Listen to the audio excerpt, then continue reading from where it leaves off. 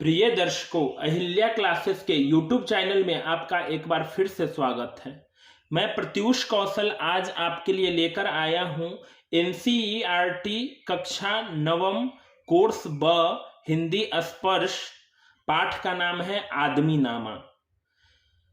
आप देखेंगे जो आदमी नामा जो रचना है, जो काव्य है, यह नजीर अकबराबादी के द्वारा लिखा गया है।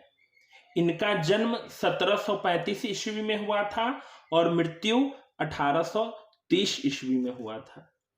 इन्होंने अपने अनुभव से जो रचना आदमी के ऊपर किया है यह अद्भुत है, क्योंकि इन्होंने अपने काव्य के माध्यम से आदमी के भिन्न भिन्न रूपों को प्रदर्शित करने का प्रयास किया है कि किस प्रकार एक आदमी परिस्थितियों में बंध कर वह अलग अलग कार्यों को करने के लिए मजबूर हो जाता है, और दूसरा कि इसी दुनिया में बहुत सारे लोग हैं, लेकिन कुछ लोग अपने अच्छे भाग्य के कारण बहुत अच्छा उम्दा जीवन व्यतीत करते हैं, और कुछ ऐसे लोग भी होते हैं जो अपने जीवन में सिर्फ कठिनाई और कमी प्रत्येक चीजों की महसूस करते हैं।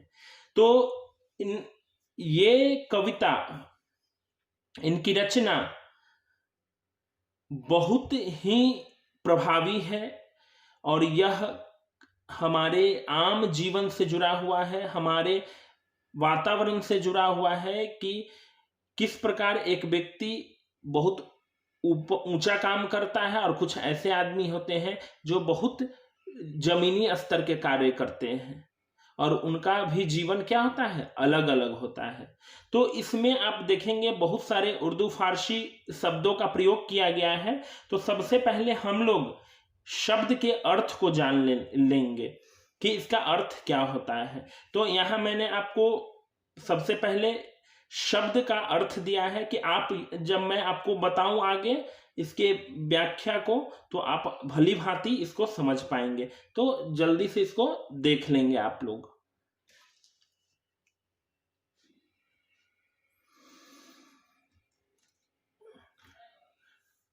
अब हम लोग चलते हैं आदमी नामा काव्य पर। प्रस्तुत पंक्तियां हैं।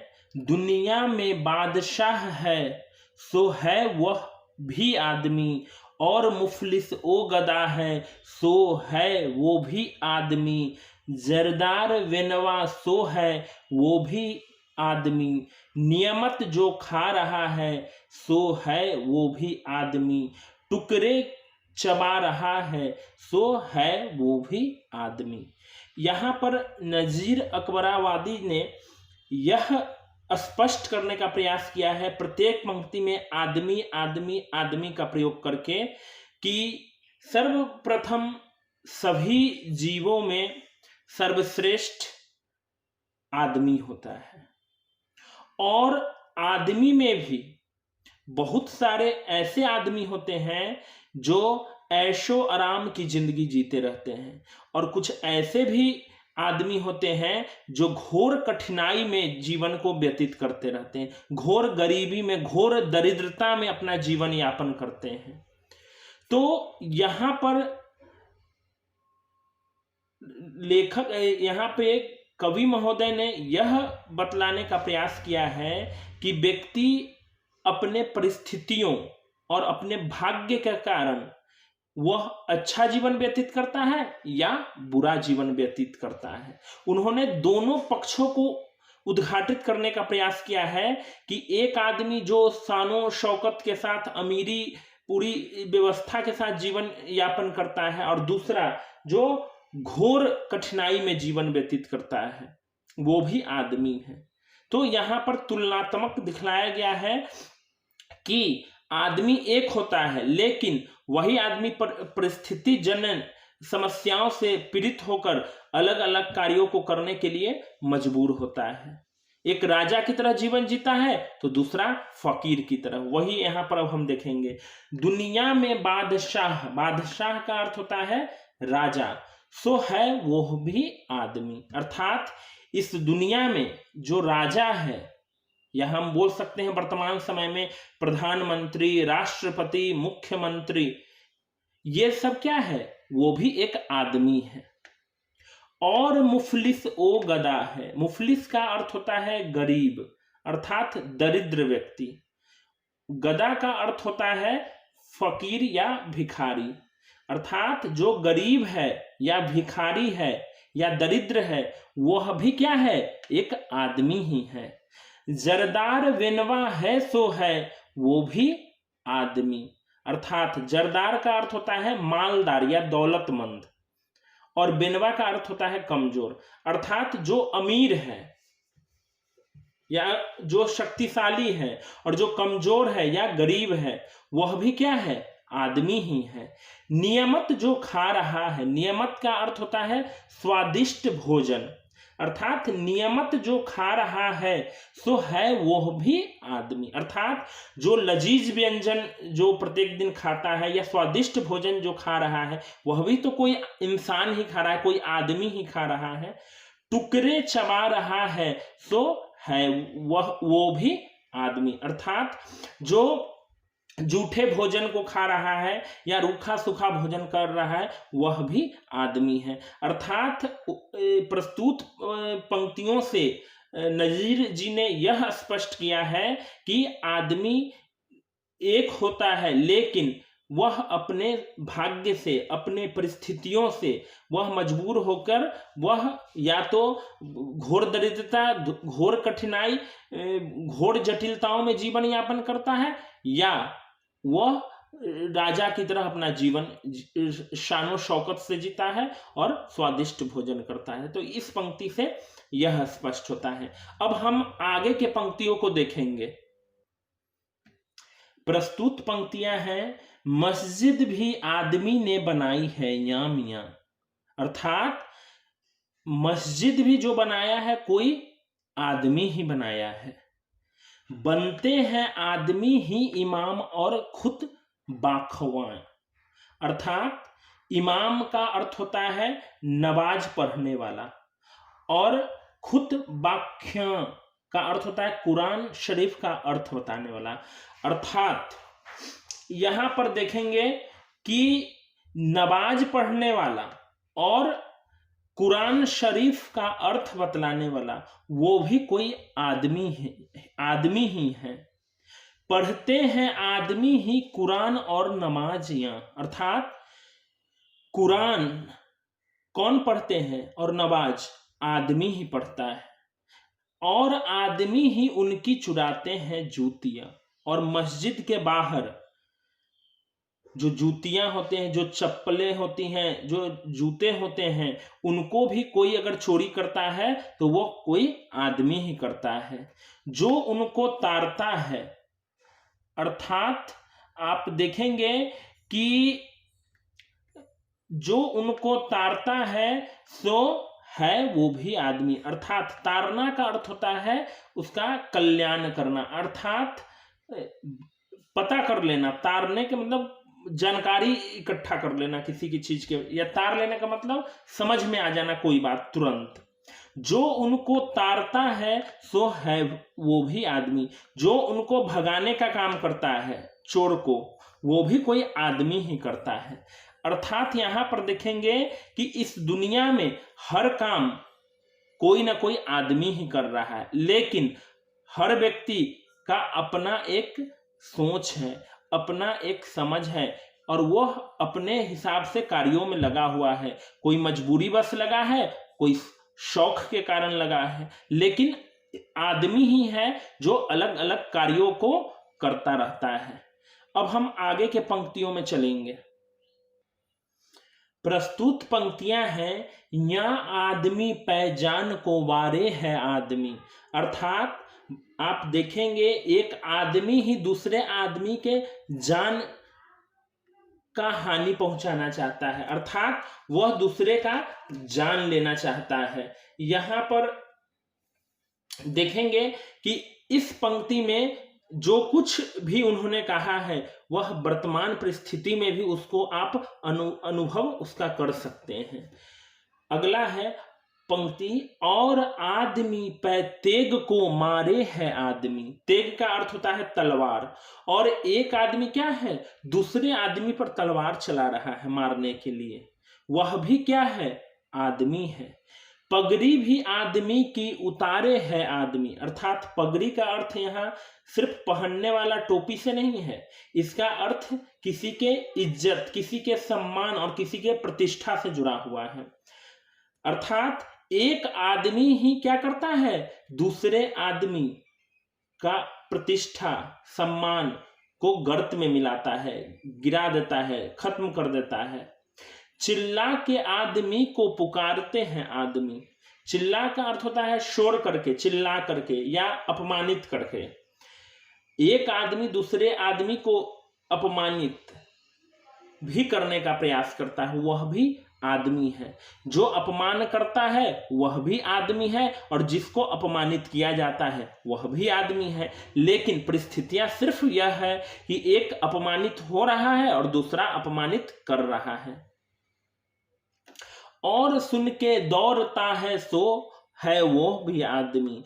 और जब दूसरे व्यक्ति को कुछ होता है, उसे वह बीमार ही पड़ जाता है या उसकी मृत्यु हुई हो जाती है या उसकी दुर्घटना ही हो जाती है, तो एक व्यक्ति होता है जो उसे मदद करने का प्रयास करता है, उसको बचाने का प्रयास करता है, वह भी क्या है, आदमी है। तो ये जो प्रस्तुत पंक्तियां हैं इसमें भी यही यहां पर नजीर जी ने बोलने का प्रयास किया है कि आदमी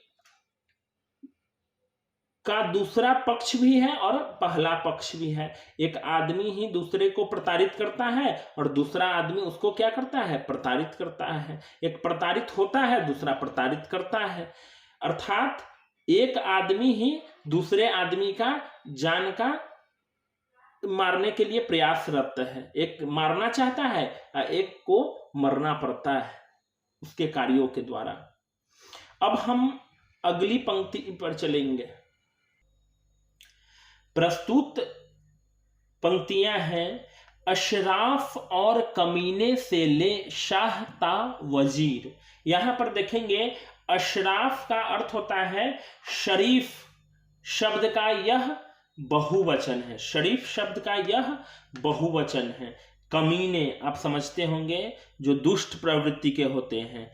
शाह का अर्थ होता है राजा या सम्राट, और वजीर का मतलब आप जानते हैं कि मंत्री होता है।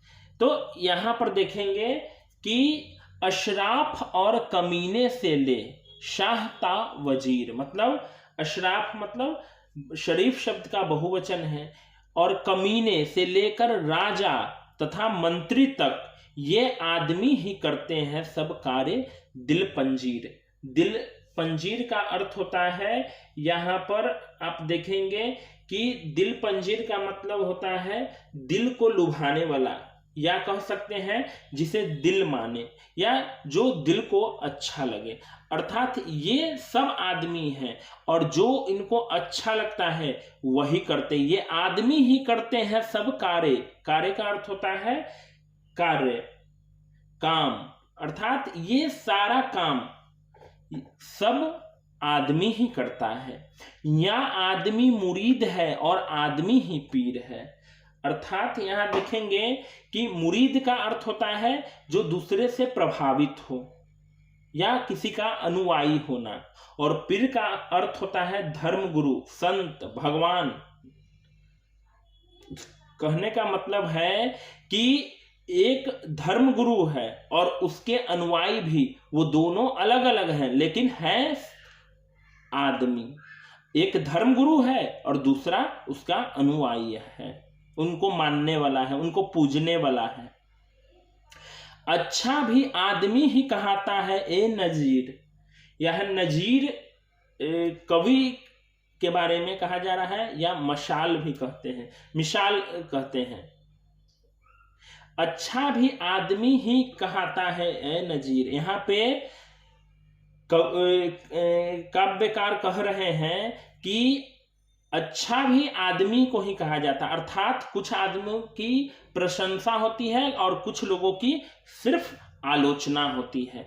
तो जो आलोचना का जो पात्र, जो व्यक्ति होता है, वो भी एक कोई आदमी है, और जो आलोचक होते हैं, करने वाले होते हैं, वो भी कोई आदमी होता है।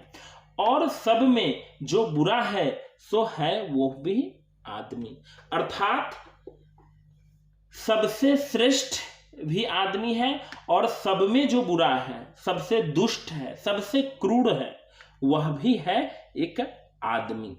अर्थात प्रस्तुत पंक्तियों से यह स्पष्ट होता है कि आदमी का अलग अलग ओहदा होता है, अलग आदमी का अलग अलग पोस्ट होता है, पद होता है, और वह भी आदमी ही करता है। और जो उनके अनुयायी होते हैं, जो उनके भक्त होते हैं, जो उनके सिद्धांतों को मानने वाले होते हैं, वह भी कोई आदमी ही होता है। अच्छा भी आदमी कहलाता है और बुरा भी आदमी कहलाता है। आदमी अपने अच्छे कर्मों से जाना जाता है और बुरे कर्मों से भी जाना जाता है, लेकिन अच्छे कर्मों से जानने वाला वो विख्यात होता है, और जो बुरे कर्मों से जाना जाता है वो कुख्यात होता है। तो आप देखेंगे कि मैंने आदमी नामा जो काव्य है, यह शीर्षक से ही आप समझ गए होंगे, आदमी नामा अर्थात आदमी के बारे में लिखा गया है। आदमी कितने प्रकार के होते हैं, तो यहां पर देखेंगे आदमी के भिन्न रूप आपको दिखाई देंगे। परिस्थिति के अनुसार आदमी अलग अलग कार्यों में लगा हुआ है, या यह बोल सकते हैं कि आदमी अपने भाग्यों के कारण अलग अलग कार्यों में लगा है। अच्छा भाग्य लेकर आया है व्यक्ति तो अच्छे कार्यों में लगा है, बुरा भाग्य लेकर आया है सब कुछ रहते हुए वह कठिनाई और जिल्लत भरी जिंदगी को जी लेता है। आप देखेंगे कुछ लोगों के पास बहुत धन संपत्ति होते हैं लेकिन वो खुश नहीं होता है, और दूसरे लोगों को देखेंगे जिनके पास कुछ नहीं तब भी वो प्रसन्न खुश रहता है। अर्थात वो अपने कर्मों, अपने भाग्य के कारण क्या है, वह उस चीज को भोगता रहता है। तो इस काव्य में नजीर अकबराबादी ने यही स्पष्ट करने का प्रयास किया है, यही बतलाने का प्रयास किया है कि आदमी जो इस दुनिया में है और सारे प्राणियों में सबसे श्रेष्ठ माना जाता है, वह भी अपने कर्मों के हिसाब से, अपने भाग्य के हिसाब से, अपने परिस्थितियों के हिसाब से वह अलग अलग कार्यों को करने के लिए बाध्य है। प्रधानमंत्री एक आदमी है, लेकिन एक आम नागरिक, एक चपरासी जिसको हम बोलते हैं, ऑफिस का सबसे छोटा व्यक्ति, सेवक, वो भी आदमी है। अर्थात कहने का मतलब कि आदमी में कोई भिन्नता नहीं है, लेकिन उसके कार्यों में, उसके पद में, उसके भाग्य में अंतर आ जाता है, जिसके वजह से वो अपने अपने कार्यों को करने के लिए मजबूर होता है। तो यहाँ मैंने आपको भली भांति समझाया कि आदमी नामा काव्य का भावार्थ क्या है, नजीर अकबराबादी ने क्या बतलाना चाहा है। तो हमने देखा कि नजीर अकबराबादी ने यहाँ पर आदमी के विभिन्न स्वरूपों को, विभिन्न क्रियाकलापों को यहाँ पे उल्लेखित करने का प्रयास किया है, ताकि हम अच्छी तरह से समझ पाए कि एक ही आदमी होता है, लेकिन वह परिस्थिति के कारण या भाग्य के कारण वह अलग अलग कार्यों में लिप्त होता है। तो मुझे ऐसा लगता है दर्शकों कि आज आपको यह काव्य बहुत पसंद आया है और समझ में भी आया है, और मैं आशा करता हूं कि आप इसे देखिए और प्रयास कीजिए कि जिन लोगों को इसकी जरूरत है, जो लोग ज्ञान अर्जित करना चाहते हैं, उन लोगों तक ये वीडियो शेयर कीजिए, और पसंद आने पर इसको सब्सक्राइब भी कर लीजिए, ताकि आप लगातार मेरा ये प्रयास जो है ज्ञान देने का और ज्ञान का परिचय आपको दिलाने का, कि हम ज्ञान से कैसे खुद को, अपने अंदर के अंधकार को हम दूर कर सकते हैं, तो आप इसको ऐसा कर सकते हैं। और आगे के वीडियो के लिए आप मेरा चैनल देखते रहिए। बहुत बहुत धन्यवाद।